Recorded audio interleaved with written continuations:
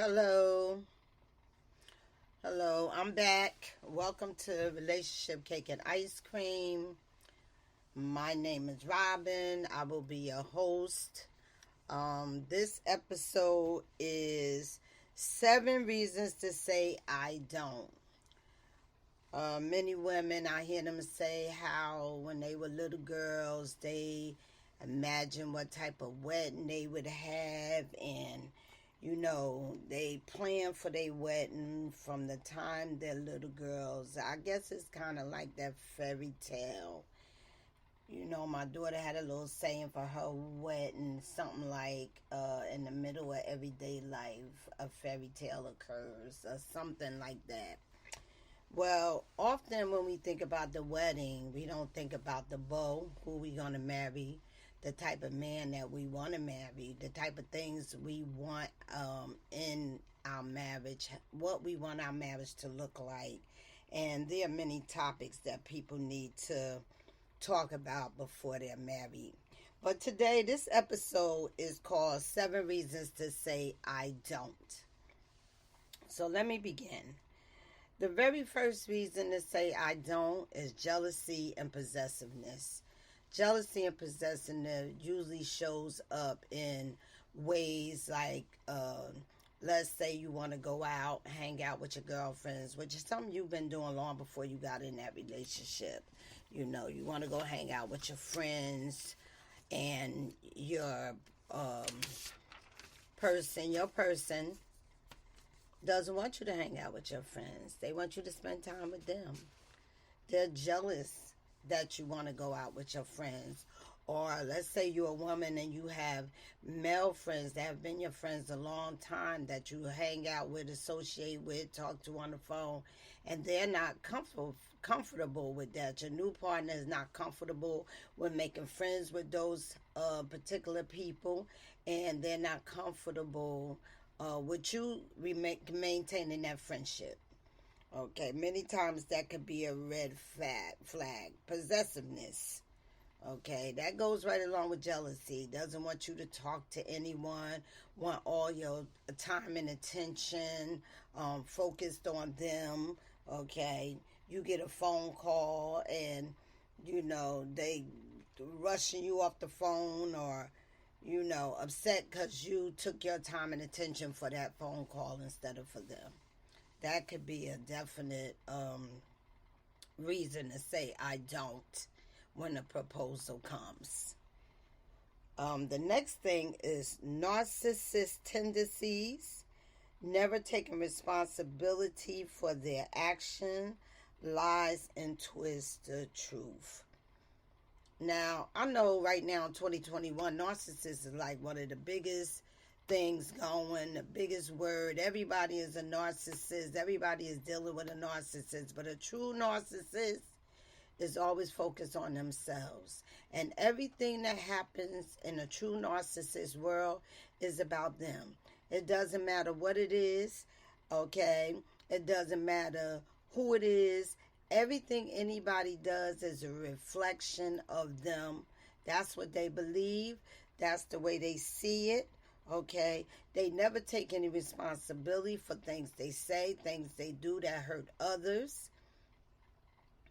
And ultimately, they will twist things around to make you feel like whatever it is that could have went wrong, did go wrong, it was your fault. It was nothing they did, nothing they said, it was your fault. They have a hard time taking responsibility for their own actions. They see themselves as good people. They may have some good qualities, but they're definitely not good people. Narcissists generally hurt people and then put the blame for the person's hurt on the person that they hurt. It was your fault because it happened because you did this. Okay? It was your fault because you said this. It was your fault because you didn't do this. This is what narcissists do. They make you feel as if you're the problem and not them. So that could be a definite red flag, a reason for you to think about what your relationship will look like in the long term. Anything that can go wrong will be your fault. They really encourage you to take the lead so that when it does go wrong, they can point their finger back at you. Okay, it's not because they trust you, they think you're a better decision maker. It's because if something goes wrong, they don't want the responsibility of it. They want to be able to point fingers at someone else. That's what a narcissist does. Okay, the third reason to say I don't, abusive behavior. You having a basic conversation, the person is screaming, yelling. They have anger issues. They don't know how to cope. They punch walls. Okay, those are big red flags, because eventually the abuse will go from yelling, punching walls, to probably punching you and other abusive behavior that you cannot imagine. Adults are able to have an adult conversation, banter back and forth, compromise if needed, and be able to move forward with their lives. That's what adults do. Abusive behavior is what children do.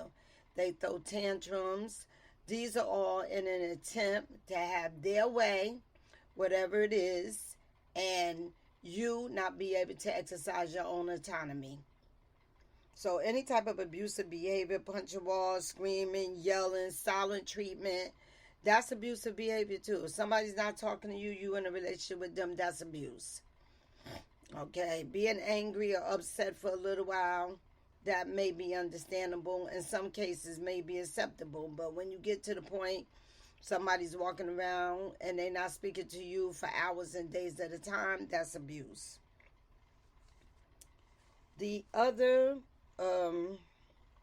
thing to consider is any concerns you may have, such as faithfulness, trust, communication, and honesty. So let's talk about that, faithfulness in a relationship, which is something that should be an understanding between two people that's in a relationship. Can't be in a relationship with somebody who sees cheating, occasional cheating, stepping outside of your relationship as okay, when you think being faithful is what is required for a relationship with you. So these are things that if you have a concern about, you should definitely speak about. If you've been in a relationship with the person and they cheated on you multiple times, that's definitely a reason to consider saying I don't if a proposal comes. Trust. Being able to trust a person that you're in a relationship with is very important. You need to be able to have trust. Trust is one of the basic foundations of a relationship, is having trust. If you don't trust your partner, the person that you're considering marrying, you don't trust them, shouldn't get married. Because the accusations will be right behind the wedding. Okay, of cheating, accusing you of cheating, you accusing them of cheating, lying, or whatever else is an issue.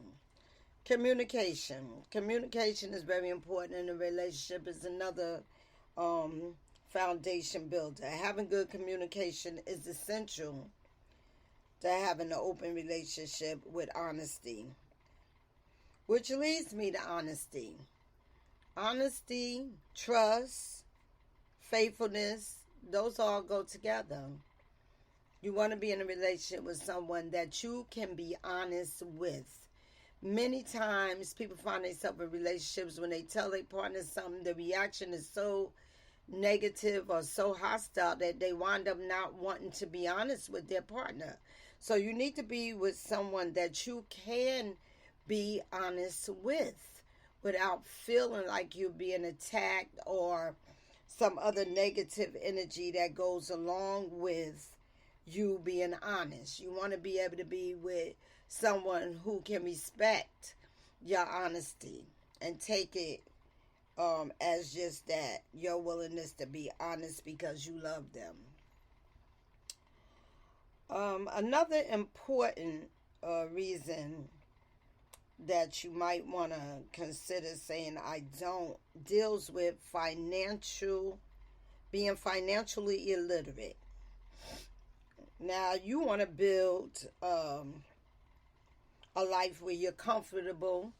Maybe you want to work on generational wealth, whatever it is. If a person is financially illiterate, okay, they don't understand money. The only thing they understand about money is spending it. That's a real problem. If all they understand about money is spending it, they don't have any concept of budgets and building wealth. Now, that relationship, part of the relationship, can work if you're financially illiterate and you're going to take care of the money, balancing budgets, bill payments, and things like that. If you're financially literate and your partner is willing to let you manage the money or willing to be taught about how to manage money so that your life is not a struggle from paycheck to paycheck, that's something that you can work on. But if your partner is financially illiterate and unwilling to give up their spendthrift ways where they just throwing money here, throwing money there, the relationship probably will not work. Because while you're trying to build, they'll be trying to spend. That is something that cannot work as far as if you have money. Because, you know, a lot of people that do live paycheck to paycheck, they learn little tips and, you know, things that can help them to continue to build their money and live in a situation that is comfortable for them. So that's what you want. You want to be financially literate. And it may be something that you two can, you know, go online, take an online class about financial literacy, you know, something that you could build off of. But I would definitely put that at the top of my list as something that needs to be talked about before you say I do. Another reason to say I don't is constant, unfounded accusations of cheating. If you're with someone and they're constantly accusing you of cheating, besides being uncomfortable, it is a situation that is very stressful. If you're constantly having to prove to someone that you're in love with them, you're not a cheater, you're not going to cheat, this goes back to the issue of trust. If you have cheated before and the person is stuck there, the relationship will not move forward. It will not be a relationship of peace and tranquility because you're always going to be worried about the person cheating. Now, if you're with someone and you never cheated on them and they're constantly accusing you of cheating, that person seems to be struggling with some type of issue from their past, and they've carried that issue into the relationship with you. And they're suffering from some type of paranoia, or maybe if they wasn't in a relationship from the past to have them like that, maybe they have some type of childhood trauma where they feel unlovable. And no amount of you loving them and showing them that you love them is going to change their perspective on it. They may always feel like they're unworthy of being loved, and so therefore they feel like whoever they're with will definitely cheat on them.